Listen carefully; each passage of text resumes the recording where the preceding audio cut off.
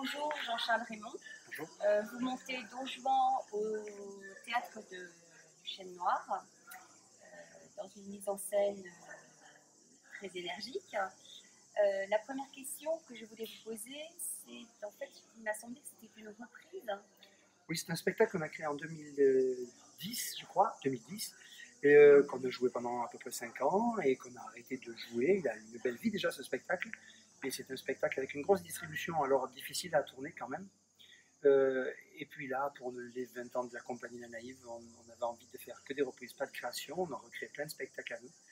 Et on a eu l'opportunité, grâce au Chêne Noir qui nous accueille, de faire le festival. Et ils nous ont demandé, eux, parce qu'on avait déjà joué Don Juan ici il y a 5-6 ans.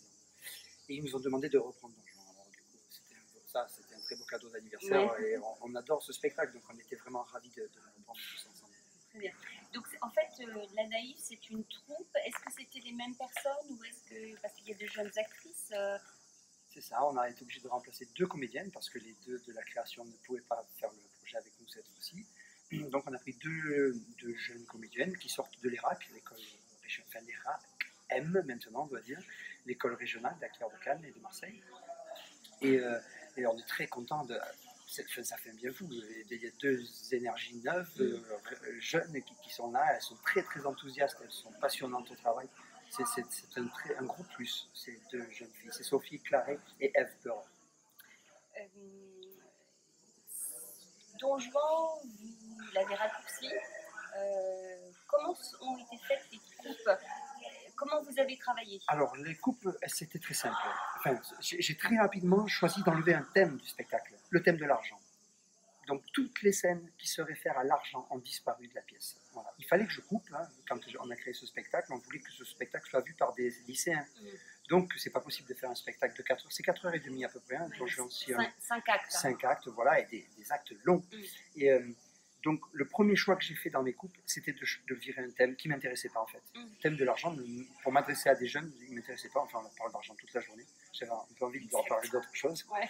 Donc, vraiment toutes les scènes avec Monsieur Dimanche, Sganarelle qui réclame ses gages. À la fin, la dernière tirade de Sganarelle a été coupée. C'est un gros choix, ça, qui des fois, alors les gens aiment, et puis d'autres pas du tout. Et après, on a raccourci parfois à l'intérieur de certaines scènes. On a enlevé par exemple la première tirade de Pierrot qui sauve de la noyade de Don Juan. Voilà, c'est pareil, on a viré cette séquence-là. Voilà comment j'ai fait le choix des le fil narratif, de toute façon, est cohérent et puis on comprend. Enfin, vous l'avez joué devant des lycéens et je pense que voilà, ça marche. Bien sûr, les lycéens adorent cette version, vraiment. Écoutez, le retour qui me touche le plus à chaque fois, c'est quand ils sont sceptiques, ils me disent c'est pas Molière qui a tout écrit. Et ça, c'est quand même... Ils sont persuadés que j'ai rajouté des bouts de texte. Non, on n'a rien rajouté du tout, on en a enlevé. Mais tous les mots qu'on dit et l'ordre, c'est Molière. Voilà. Et donc, pour eux, ils trouvent que c'est beaucoup plus moderne que ce qu'ils étudient, en fait. Quand ils le lisent... D'où l'intérêt d'aller au théâtre et de voir les pièces, parce qu'une pièce, c'est fait pour être vue. Exactement. Ouais. Alors, des fois, les professeurs de français m'en veulent quand je dis ça, mais ça a été écrit pour être joué, pas pour être étudié en classe. Et c'est dur pour les jeunes d'accéder à ça. Si on n'est pas passionné de théâtre, c'est très dur à lire au théâtre. Et sinon, la relecture 70s donc je ne voulais pas monter un classique. Donc j'ai cherché à le transposer. Alors c'est vrai que c'est un univers qui me plaît. Alors c'est un mélange, hein, c'est 70s et cinéma américain. Voilà, j'avais envie de ça parce que je ne savais pas comment traiter la fuite de Don Juan, parce qu'il est en fuite sur les 3 premiers actes. Il fuit. Enfin, il part à la fin du premier, enfin il fuit. Et puis quand j'ai eu l'idée du road movie, je me suis dit comment on fait un road movie au théâtre. Et hop, je suis parti dans le cinéma que j'aime, hein, américain des années 70, 70s. Après 70s, j'ai gratté, je dis ah putain, à qui pourrait ressembler. Et puis après Jim Morrison. Ouais, c'est clair, il est magnifique. Et l'acteur, donc, il travaille avec vous depuis très longtemps? Non, Charles-Éric Petit est donc l'interprète qui joue Don Juan. C'est un ancien élève de l'ERAC, maintenant il a été professeur à l'ERAC. Et quand je l'ai rencontré, il était metteur en scène sur Marseille et on n'avait jamais travaillé ensemble avant Don Juan. Et je ne sais pas pourquoi j'ai choisi Charles-Éric, mais je suis sûr que c'est un très bon choix. Parce que je dois même avouer que je ne l'avais jamais vu jouer avant de extraordinaire. Ah ben ça me fait plaisir, je lui dirai. Ah oui, il est extraordinaire parce qu'il est une incarnation, mais tellement dans dans le présent et puis charnel. Ah oui, on a fait un Don Juan sexué. Oui, Vraiment, voilà, hein, exactement. on montre des corps. La première scène, il y a des femmes qui sont encore présentes. On sent que oui, oui, il y a des metteurs en scène qui font le choix de jamais montrer de sexualité dans Don Juan. Nous, clairement, on dit qu'ils pratiquent la sexualité. Voilà. On ne la montre pas. Hein, Non. C'est très pudique comme spectacle, mais voilà. Et ma dernière question, c'était aussi sur la scénographie.